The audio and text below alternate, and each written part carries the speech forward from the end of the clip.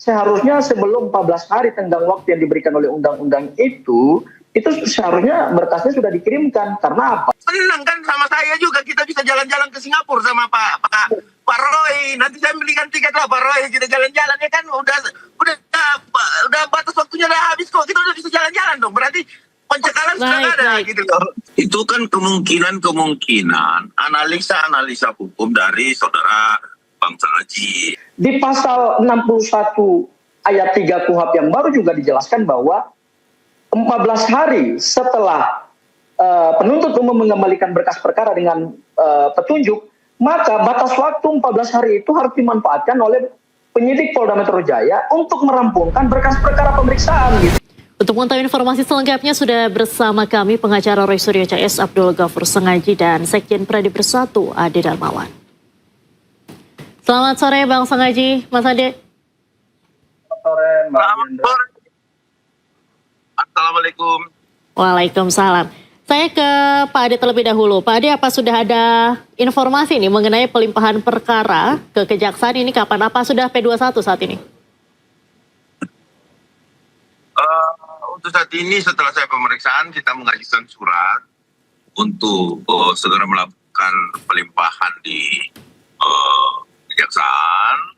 Terus kemudian ada juga surat dari pelapor Pak Lejmanan itu untuk agar dikoordinasikan terkait penahanan, itu permohonan semua ya. Jadi terus pemeriksaan saya ini menjurus juga kepada spill sedikit. Salah satunya adalah alat apa sih yang digunakan dalam melakukan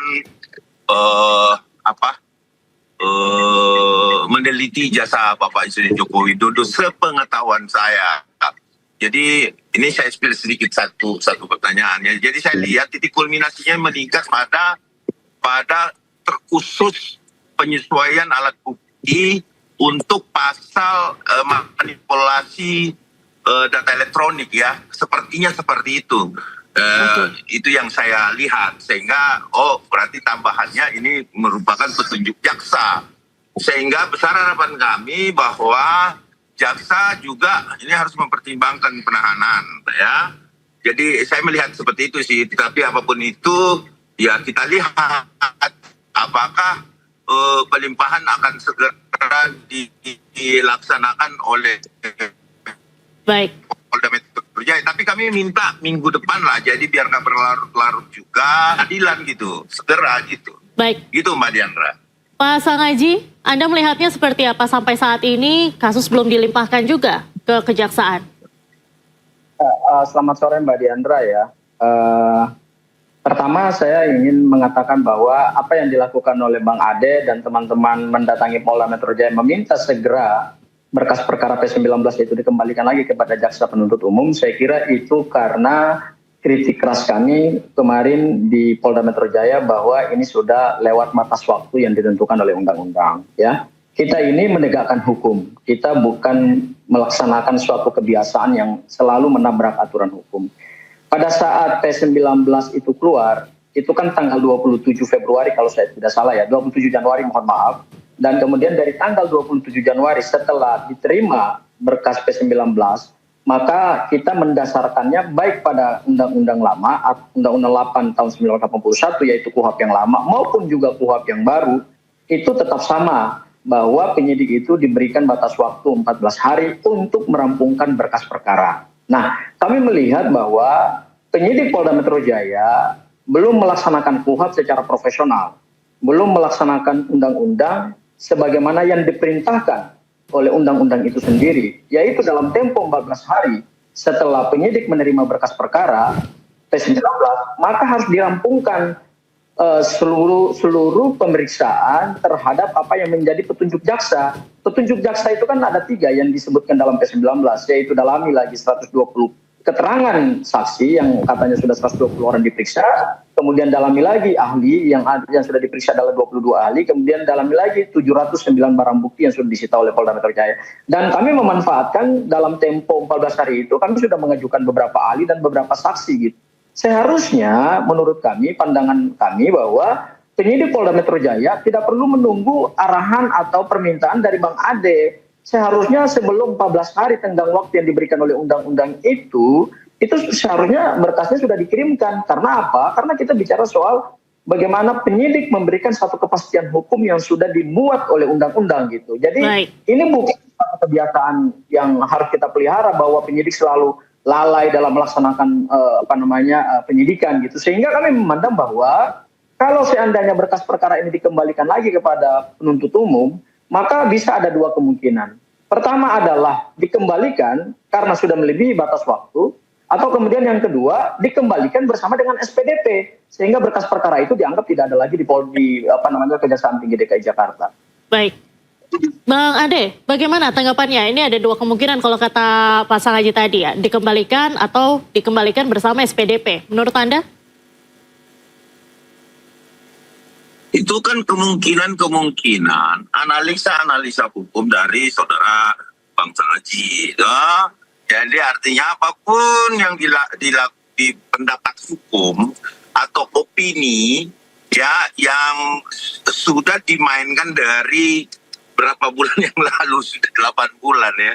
Dan memang ini panjang kok. Jadi gini, Mbak Diandra, bahwa SPDP itu kalau kita berbicara penyidikan, SPDP itu kalau dikembalikan, sepengalaman saya pernah juga menangani kasus ya, dikembalikan itu hampir beberapa kali SPDP itu, kemudian terbit SPDP baru. Itu seperti itu. Jadi kalau dikatakan bahwa ini sudah sampai batas waktu, saya rasa itu pendapat Bang Sangaji, silakan saja. Tetapi yang kami perhatikan di sini adalah bagaimana hal tersebut dilanjutkan di pengadilan saja, termasuk saksi-saksi ahli yang belum sempat diperiksa. Misalkan katakanlah ada beberapa saksi yang belum diperiksa oleh Polda Metro terkait pengajuan daripada para tersangka ya silakan saja. Terus saya mau menanggapi satu hal terkait batal demi hukum ya. Kalau batal demi hukum itu kan itu tidak seperti itu pemahaman yang bisa menghentikan penyidikan itu. Yang dimaksud dengan batal demi hukum itu bila mana meninggal dunia ya, tidak cukup bukti atau bukan tindak pidana, daluarsa, nebis in idem. Nah, pertanyaannya kan akan timbul tuh, nebis in idemnya di mana? Baik. Terus kemudian bukan tindak pidananya, orang tuh statusnya tersangka, kan begitu. Terus kemudian kalau berbicara batas waktunya habis kan masih dalam tahap pemeriksaan ya kan. Baik. Jadi saya rasa batal demi hukum itu sangat sulit didapatkan oleh teman-teman. Jadi tapi itu soklah itu hak mereka mau menyampaikan seperti itu apapun itu, karena saya lihat kenyataannya belum ada SP3, belum ada penghentian, dan kalaupun dilakukan penghentian atau dianggap bahwa ini sudah selesai batas waktu, ya sudah. Bang Sangaji kan senang kan sama saya juga, kita bisa jalan-jalan ke Singapura sama Pak Roy. Nanti saya belikan tiket lah Pak Roy, kita jalan-jalan ya kan, udah batas waktunya udah habis kok, kita udah bisa jalan-jalan dong. Berarti pencekalan sudah ada gitu loh. Bang Sangaji, tanggapannya? Ya, pertama Bang Ade, ini bukan pendapat hukum saya ya. Jadi perlu saya koreksi, ini bukan pendapat hukum saya. Ini bukan legal opinion saya, tetapi ini adalah kaidah atau norma yang sudah diatur secara terang, sudah diatur secara ketat di dalam KUHP yang baru maupun di KUHP yang lama. Saya ambil contoh misalnya begini. Pada saat penyidik mengirimkan berkas perkara kepada kejaksaan tanggal 13 Januari, maka kejaksaan melaksanakan perintah undang-undang, yaitu sebelum 14 hari atau sebelum lewat 14 hari, maka sudah harus keluar pendapat kejaksaan. Dan tanggal 27, pas 14 hari, kejaksaan langsung mengeluarkan P19. Artinya, kejaksaan sebagai satu lembaga penegak hukum itu begitu comply terhadap kaidah norma yang sudah diatur di dalam KUHP terkait dengan tenggang waktu. Karena kita bicara terkait dengan aspek formil dari suatu penegakan hukum gitu. Di pasal 61 ayat 3 KUHP yang baru juga dijelaskan bahwa 14 hari setelah penuntut umum mengembalikan berkas perkara dengan petunjuk, maka batas waktu 14 hari itu harus dimanfaatkan oleh penyidik Polda Metro Jaya untuk merampungkan berkas perkara pemeriksaan gitu. Artinya apa? Hukum telah memberikan batas waktu kepada aparat penegak hukum, kepada institusi penegak hukum, supaya mereka tidak menggunakan kewenangan melampaui batas yang sudah ditentukan oleh undang-undang. Jadi mohon maaf Bang Ade, ini bukan opini hukum saya, ini bukan pendapat hukum saya, atau ini bukan tafsiran hukum saya, tetapi ini kaidah norma yang saya sampaikan kepada Bang Ade dan juga saya sampaikan kepada publik, terutama juga saya sampaikan kepada Polda Metro Jaya. Itu hal yang pertama. Baik. Hal yang kedua adalah terkait dengan batal demi hukum. Ya, nah ini ada yang menarik ini Bang Ade. Saya mau tanya dulu kepada ya, kalau Bang Ade bisa jawab pertanyaan saya. Sebetulnya penyidikan ini menggunakan KUHP yang lama atau KUHP yang baru nih Bang? Halo Bang Ade. Jadi begini Pak Gofur. Bang Gofur, kalau sudah selesai dan batas waktu sudah habis, kan senang kan kita kan? Berarti sudah selesai dong. Ya udah kita jalan-jalan aja karena kan Pak Tifa Bu Tifa teroris lah ya, Tifa Roy Richmond. Berarti sudah ada jalan lagi. Ya udah kita jalan-jalan aja. Ya kan? Pertanyaan saya kepada Bang Ade signifikan karena kenapa? Mau menggunakan KUHP mana? Tanya ke penyidik lah Pak, jangan tanya ke saya. Oke, berarti saya jawab ya buat Bang Ade ya. Oke. Ya, berarti itu udah tahu jawabannya, ngapain nanya? Iya, kenapa saya katakan itu penting? Karena saya ingin membantah keterangan Bang Ade terkait dengan batal demi hukum. Saya ingin menggunakan dasar hukum, Bang. Saya tidak menggunakan opini, saya tidak menggunakan pendapat. Saya sudah menggunakan percayaan saya, tetapi saya menggunakan KUHP. Ya, sebentar, Bang. Sebentar. Kalau kita menggunakan KUHP yang lama, diatur dalam pasal 109. Dicekal kan? Ya udah bagus lah. Ya kan? Betul, Bang. Saya jawab buat Abang. Kalau kita menggunakan KUHP yang lama di pasal 109, alasan penghentian penyidikan itu hanya 3 alasan. Dan itu limitatif. Yaitu pertama tidak cukup bukti, kedua perkara tersebut bukan tindak pidana, dan yang ketiga adalah batal demi hukum. Begitu kita terapkan KUHP yang baru di pasal 74, alasan SP3 diperluas. Jadi demi hukum itu bukan seperti yang disampaikan Bang Ade tadi. Karena kalau udah lewat 14 hari, penuntut umum mengembalikan berkas perkara, dan seharusnya ketika dikembalikan penyidik kemudian mengeluarkan SP3, yaitu penghentian penyidikan batal demi hukum. Udah bukan tersangka nih sekarang nih. Silakan Pak Ade, tanggapannya. Ya, artinya begini, saya mau nanya sama Bang Gofur juga bahwa berarti kan yang tahu kan Bang Sangaji kan, jadi berarti sekarang statusnya udah bukan tersangka ya Pak Sangaji? Ya masih tersangka lah Bang, belum pelimpahan berkas perkara dan tersangka, belum tahap 2, ini masih tahap 1 Bang. Iya, maksudnya kan tadi dikatakan bahwa kalau kita menjalankan 109 berarti sekarang sudah lewat waktu ya 14 hari. Berarti statusnya sekarang Mas Roy dan kliennya Bapak itu udah bukan tersangka dong ya?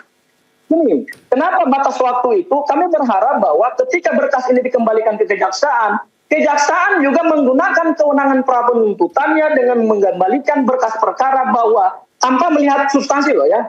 Jadi hukum acara bekerjanya begini. Tanpa dia melihat substansi bahwa berkas sudah dipenuhi oleh penyidik, bahwa keterangan saksi sudah didalami, bahwa keterangan ahli juga sudah didalami. Begitu lewat 14 hari, dan 14 hari itu sangat dipegang teguh oleh pihak kejaksaan, maka pihak kejaksaan dengan kewenangan pra penuntutan yang mengembalikan berkas perkara kepada penyidik Polda Metro Jaya, artinya berkas itu tidak bisa di-P21 oleh jaksa penuntut umum, sehingga penyidik bisa menggunakan kewenangan yang ada pada pasal 24 KUHP yang baru, yaitu menghentikan penyidikan, yaitu demi hukum. Karena begitu berkas perkara dikembalikan oleh pihak kejaksaan dan tanpa mereka melakukan P21, berarti perkara tersebut sudah tidak bisa lagi dilakukan penuntutan di pengadilan. Seperti itu Bang, cara bekerja sistem hukum acara pidananya gitu Bang. Baik, Pak Ade, tanggapannya? Pak Ade? Baik, saya ke Pak Sangaji kembali. Berarti artinya Anda melihatnya tenggat waktu 14 hari selanjutnya ini sudah batal demi hukum mestinya ya Pak Sangaji? Begitu, karena gini, kenapa undang-undang itu memberikan batas waktu? Kenapa undang-undang tidak memberikan kelonggaran waktu yang cukup panjang kepada penyidik? Karena ini demi kepastian hukum dan ini demi hak asasi seseorang gitu. Kalau hak asasi seseorang dikerangkeng, kemudian dalam batas waktu yang tidak ditentukan oleh undang-undang, maka itu pelanggaran serius terhadap hak asasi manusia gitu. Baik. Tetapi undang-undang memberikan perlindungan kepada tersangka, kemudian batas waktu P19 itu diberikan oleh undang-undang, maka penyidik Polda Metro Jaya harus bekerja keras. Kalau penyidik Polda Metro Jaya mau serius, jangan menetapkan tersangka seseorang, tetapi begitu berkas pengembalian, berkas perkara dikembalikan dengan petunjuk, kemudian undang-undang sudah memberikan batas waktu 14 hari, lantas tidak dilaksanakan oleh penyidik, ya itu namanya penyidik tidak serius dong, berarti itu Baik. main-main dong. Pak Ade, silakan tanggapannya terakhir.